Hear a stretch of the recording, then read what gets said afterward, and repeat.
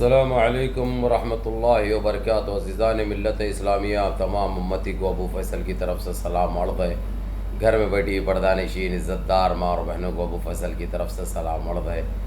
चलो अल्हम्दुलिल्लाह रब्बिल आलमीन, आज हमारे लिए फिर एक मरतबा खुशी का दिन आया है कि आज जो हमारे बाबरी मस्जिद के साथ जो CBI कोर्ट ने जो ऐसे असबाब बना के रखे हैं कि इनके लिए भी हमको दोबारा इंटरनेशनल कोर्ट को जाना पड़ा। ये तो हमारे साथ यही उम्मीद थी हमको और यही होना था, ये तो मैं बोलते हुए आ रहा हूँ। तो आज बहरहाल आप लोगों को ये बता दूँ, मैं आज इंटरनेशनल कोर्ट में जो 28 साल के इंतज़ार के बाद हमारे लिए सियाह दिन आया, काला दिन आया, और ये लोग और एक मर्तबा इतिहास लिख दिए। ये भाजपा वाले, RSS वाले, इनकी काली आंधी को दिखा के रख दिए ये लोग। तो बहरहाल ये हमारे को कोई फ़र्क पड़ने वाला नहीं है, चाहे उनको सज़ा दे ये लोग या ना दे, लेकिन हमको अल्लाह की अदालत पे भरोसा है, वो अल्लाह रब्बिल इज़्ज़त पे हमको भरोसा है। इनको तो इबरतनाक सज़ा मिलेगी इंशाअल्लाह, जो तारीख़ में लिखा जाएगा। जिस तरीक़े से ये लोग तारीख़ में जो लिख रहे हैं ज़्यादती और जुल्म को, उसी तरीक़े से इनको अंजाम भी भुगतना पड़ेगा इंशाअल्लाह। वो वक्त तो बहुत जल्दी आएगा। और एक चीज़ ये साफ़ कर दूँ, यहाँ पर आज सुबह में जिस तरीक़े से इंटरनेशनल कोर्ट में ये वहाँ का जो जजमेंट था इनका CBI का, जो हमारे साथ विश्वासघात हुआ। हालांकि हम समझ रहे थे कि चलो 28 साल के बाद इन पापियों को कुफ्र करदार तक पहुंचाया जाएगा और हमारी बाबरी मस्जिद के साथ इंसाफ होगा और हम मुसलमानों के साथ इंसाफ होगा। लेकिन ये तो हमको पता है ना इनको देश से कोई लेना देना है, ना देशवासियों से कुछ लेना देना है, ना इबादत गाहों के से लेना देना है। इनका काम है किसी तरीक़े से अत्याचार करे, जुल्म करे, ज़्यादती करे, हमारी माँ और बहनों के इज़्ज़तें लूटे। और इनको प्रोटेक्शन देती है हमारी पुलिस। जिस तरीक़े से आप लोग तो वजह अच्छी तरह जानते हैं, उत्तर प्रदेश के हालात जिस दौर से गुज़र रहा है उत्तर प्रदेश, जब से ये सन्यासी ने वहाँ पे अपनी सरकार बनाई है, इस पाखंडी, इस जोकर, इस बौने ने जब से मुसलमानों के ऊपर हो या दलितों के ऊपर हो या सिखों के ऊपर हो या क्रिश्चियनों के ऊपर हो, अत्याचार हो रहा है, जुल्म हो रहा है। ये तो कोई ढकी छुपी बात नहीं है, ये तो सारा आलम जानता है, सारी दुनिया इससे वाकिफ़ है अच्छी तरह। अब जिस तरीक़े से हमारी एक बहन का बलात्कार हुआ, गैंगरेप हुआ, उसमें तमाम BJP के लीडर थे और उनको बचाने के लिए उस दलित बहन के इसके ऊपर पर्दा डालने के लिए वहाँ पे पहली मर्तबा गोदी मीडिया अच्छा काम कर रही थी। वो लाइव दिखाने के लिए वहाँ पे जा रही थी, लेकिन उनको जाने नहीं दिया, उनको रोक दिया गया। जो हमारी उस बहन के साथ बलात्कार हुआ, फिर उसको ख़त्म कर दिया गया। ये किसी तरीक़े से बचाने की एक नाकाम इनकी कोशिश चल रही है। अगरचे इनको ये लोग बचा भी लिए, अगरचे तो अल्लाह के घर इंसाफ बराबर होगा, चाहे वो कौन से भी ज़ात की रहो। वो हमारी एक मासूम बहन थी, एक हमारे देश की बेटी थी। तो मैं आप लोगों को यही कहूँगा, जो ज़्यादती पे ये लोग पर्दा डालने की कोशिश करें और जिसका साथ दी वहाँ की पुलिस, बढ़ चढ़ कर उस गुनहगार को बचाने की, उन पापियों को बचाने की कोशिश करते रहे। लेकिन अल्लाह के घर देर है अंधेर नहीं है। आप लोग जान सकते हैं हमारी दूसरी बहन जो पुलिस कांस्टेबल थी पंजाब में, जिस तरीक़े से उस हमारी बहन को यही BJP के कुछ नेताओं ने उसके साथ भी बलात्कार किया, उसके भी साथ गैंगरेप हुआ, उसकी इज्जत लूटी गई, उसके कपड़ों को तार तार कर दिया गया और उसके जिस्म को तार तार कर दिया गया। अब वो फ़ोटोज़ वगैरह, वीडियोज़ वगैरह मेरे पास आए हैं, लेकिन मैं बता नहीं सकता, क्योंकि ये चाहे फेसबुक हो चाहे यूट्यूब हो, उसके ख़िलाफ़ वर्जी हो जाती है, क्योंकि ये हमको सख्ती से मना किया गया है। ये दिखाने पर हमको सख्ती से मना किया गया है, इसीलिए मैं बोल रहा हूँ। आप लोग समझ गए होंगे, अक्लमंद को इशारा काफ़ी। अब ये जो पुलिस जो बचा रही थी वहाँ पे उन पापियों को, जो हमारी दलित बेटी का साथ गैंग रेप किया गया, बलात्कार हुआ, फिर उसको ख़त्म कर दिया गया। ना तो उसके माँ बाप को, उसके घर वालों को मीडिया से भी बात करने की इजाज़त नहीं दी जा रही। पूरा उनको ऐसा घेर रखे हैं ताकि वो लोग सांस भी ना ले सके और अपने आप ख़त्म हो जाए। और इनके साथ जब भी ये लोग बलात्कार करते हैं, पता है आप लोगों को, बलात्कार करने वालों के ऊपर तो हाथ नहीं डालते ये लोग, उसी के घर वालों को ले जाते हैं, उसके बाप को हो या उसकी माँ को हो, ले जाके अंदर बंद कर देते हैं। फिर उसके बाद उसको फैसला चेंज करने पे, कंप्लेंट वापस लेने पे मजबूर किया जाता है। ये हमारे देश के हालात हो चुके हैं, ये हमारी अदालतें हो चुके हैं। हम तो सच बताते बताते थक चुके हैं ये लोग, लेकिन नाइंसाफ़ी करते हुए कभी नहीं थकेंगे। तो इनके ऊपर भी इंशाअल्लाह अल्लाह का कहर नाजिल होगा। आप लोग दुआएं कीजिए।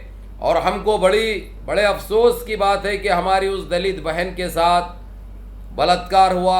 और ये सारे दलितों के लिए ये मैसेज है, तुम लोग ने बढ़ चढ़ कर दलित भाई के साथ जो वोट किया उसको कामयाब किया। मैं समझता हूँ कुछ 56 MP है तुम्हारे दलित के, वो 56 MP में से कोई एक MP भी तुम्हारे हक के लिए बात किया आज तक। तो इसलिए ये गुमराह होना बंद करो, ये बेवकूफ़ी बंद करो, अपने ज़मीरों को जगाओ। एक शराब की बाटल पे अपने ज़मीर का सौदा मत करो, अपने बेटियों का सौदा मत करो, अपने बहनों का सौदा मत करो। तुम्हारे लिए तुम्हारा कोई हमदर्द नहीं है। ये मत देखो कि वो दलित है, हम उसको वोट देंगे, वो कामयाब होगा तो हमारे साथ भलाई होगी। कभी नहीं होगी, और नाइंसाफ़ी होगी, और तुम्हारे साथ अत्याचार होगा, तुम्हारे साथ जुल्म होगा।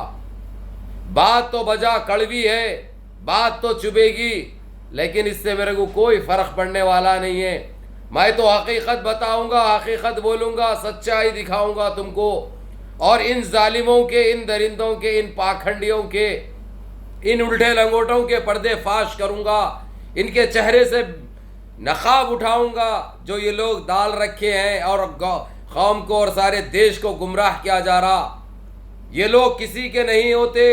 चलो मदद ना करे ना सही, आपकी हेल्प ना करे ना सही, लेकिन आपकी बेटियों को, आपकी बहनों को, इज्जतों को तार तार कर रहे हैं ये लोग। लेकिन इनको सजाएं नहीं दी जा रही, इनको बाइज्जत बरी किया जा रहा। ये हमारे देश का कानून हो गया, ये हमारे देशवासियों के साथ इंसाफ हो गया। हमने गलती की, अब गलती को मत दोहराओ, अपनी गलतियों से ताब लाओ, अपनी गलतियों की तौबा करो, अपनी गलतियों की तौबा करो, अपनी बहन और बेटियों की इज्जतों को बचाओ।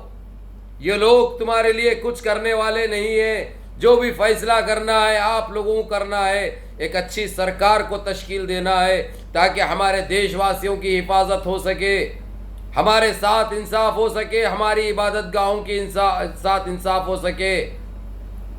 बजा मैं ये बात कहता हूँ तो बड़ी कड़वी दिखती है और हजम नहीं होती बास पापियों को, उससे मेरे को कोई फ़र्क नहीं पड़ता। तो आप लोगों को यही कहूँगा कि आज खुशी का दिन इसलिए है, बोला मैं,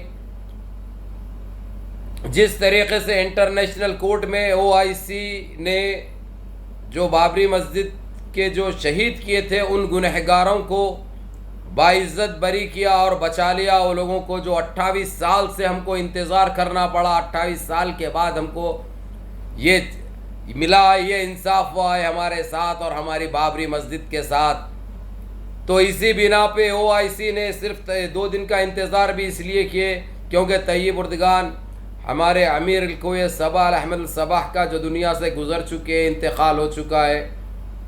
अल्लाह रहमिल जन्ना, अल्लाह उनको जन्नतुल फिरदौस में आला से आला मुकाम अता करे। अल्लाह उनकी मग़फ़िरत फ़रमाए और उनके घर वालों को सब्र कामिला, सब्र जमील अता फ़रमाए। तो वहाँ पे तैयब उर्दगान क्यों जो अमीर कोय जो नए बने हैं, शेख नवाब अहमद जाबर सबाह, शेख नवाब अहमद सबाह जो नए वहाँ के प्रेसिडेंट बने हैं, वहाँ के बादशाह बने हैं, उनके कहने पर वो रुक चुके थे एक दिन। और तो बहरहाल कल वहाँ से वो लोग रात में निकले हैं, तैयब उर्दगान और उनके जो साथी थे उनके साथ निकल कर आज OIC को गए थे वो लोग। उस तरीक़े से मीटिंग कर कर वो लोग रात में आज सुबह इंटरनेशनल कोर्ट में ये चीज़ को भी शामिल कर दिए, जिसमें सारे प्रूफ मौजूद थे और उनके उन लीडरों के वो बयानात भी थे, चाहे LK अडवाणी हो या मुरली मनोहर जोशी हो या उमा भारती हो, जो सीना ठोक के डंके की चोट पे मीडिया से रुजू होकर वो लोग ये कहे थे, हाँ, हमने बाबरी मस्जिद शहीद करने में सबसे आगे रहे। हमने हमारे हाथों से बाबरी मस्जिद के उस मीनार को शहीद किया, हमने ये काम कराया। ये लोग जो इकरार करे थे वो क्लिपें भी, उनके बयानात भी इंटरनेशनल कोर्ट में सबमिट हुए हैं। अब देखना है, अल्लाह हाफिज। और दूसरी चीज़, जो बाबरी मस्जिद के केस को रीओपन करने के लिए 10 अक्टूबर का टाइम मांगी थी भाजपा सरकार, अब देखते हैं अभी क्या है। आज 4 तारीख है, शायद बचे कुचे 5-6 दिन रह गए हैं। ये लोग रीओपन करने की तारीख डिक्लेयर करते हैं या फिर कुछ टालमोल करते हैं, जो भी करेंगे ये लोग। लेकिन इंटरनेशनल कोर्ट साफ अल्फाजों में ये कह चुका है, अगरचे तुम ये टालमोल ऐसे ही करते रहे, ऐसे ही बयानबाजी और ऐसे ही धोखा देते रहे, ऐसे ही झूठ बोलते रहे, तो हमारे पास सारे इख्तियारात है, फिर जो करना है हम करेंगे और हमको कोई रोक नहीं सकता। हम चाहते हैं इंसाफ, हम चाहते हैं अम्नो अमान में हो जाए, ना आपको कुछ नुकसान पहुँचे ना किसी और को कोई नुकसान पहुँचे। और अगर चाहिए तुम इस पे अमल नहीं करे तो इसका खुमियाजा भुगतना पड़ता। हो सकता तुम्हारे ऊपर ऐसे पाबंदियां भी आयद हो जाएंगे जो तुम बर्दाश्त नहीं कर सकोगे। ये कहना था इंटरनेशनल कोर्ट का। अब देखते हैं, गिनती के 5-6 दिन रह गए हैं, क्या होता है बाबरी मस्जिद के केस को रीओपन करने के लिए। फिर नहीं तो फिर ये लोग खुद इस चीज़ का जवाब दे लेंगे। बहरहाल मेरे अजीज़ दोस्तों, मेरे भाइयों, मेरी माँ और बहनों, नमाज़ों की पाबंदी करो, सोशल डिस्टेंस का भी ख्याल रखो, अम्न अमान से रहो, एकजहती से रहो, सारे मिलजुल के रहो, सारे मजहबों का एहतराम करो। ये हमारे भाई ये भटक चुके हैं, कोशिश करो इनको समझाने की, और वो अल्लाह रब्बुल इज़्ज़त भी इनको हिदायत दे, नेक तौफीक अता फरमाए। यही कहूँगा। और इस अबू फैसल धमाका को सब्सक्राइब करके रहो, क्योंकि ये सारे वैकेंसी के अपडेट वगैरह तुर्की के हो या जीसीसी के हो, आप लोगों को इसी पे मिलेंगे।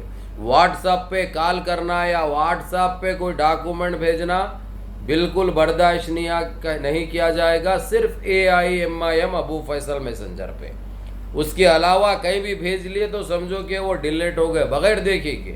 ये आप लोगों को सावधान करते जा रहा हूँ। रही बात, कोई एजेंटों के चक्कर में नहीं पड़ना, 1 रुपया खर्चा नहीं करना। आप लोगों को ये वीज़ा फ्री मिल रही है। सिर्फ आप लोग कोरोना नेगेटिव की रिपोर्ट रखिए साथ में, बस आपका काम हो गया। आप टिकट देखिए, इत्तेहाद एयरवेज हो या मुत्तहिदा हो, उससे वया दुबई बुक करके चले जाइए, जो कल भी बोल चुका हूँ। और 2 इंटरनेशनल एयरपोर्टों का बोला मैं आप लोगों को, एक इस्तांबुल और एक तो सबिया, ये 2 एयरपोर्ट पे लो, ताकि आप लोगों को वहाँ रहन सहन नज़दीक हो, आप लोगों का काम जिधर होगा वहाँ पे बिल्कुल करीब पड़ेगा आप लोगों को। उसके अलावा आप दूसरे एयरपोर्ट पे लेंगे तो फिर आप लोगों को जाने के लिए 2 दिन लग जाएंगे। इसलिए दुआ में याद रखिए। अस्सलाम वालेकुम। अपने दोस्त अहबाब तक भी ये मैसेज भेज दीजिए। अस्सलाम वालेकुम।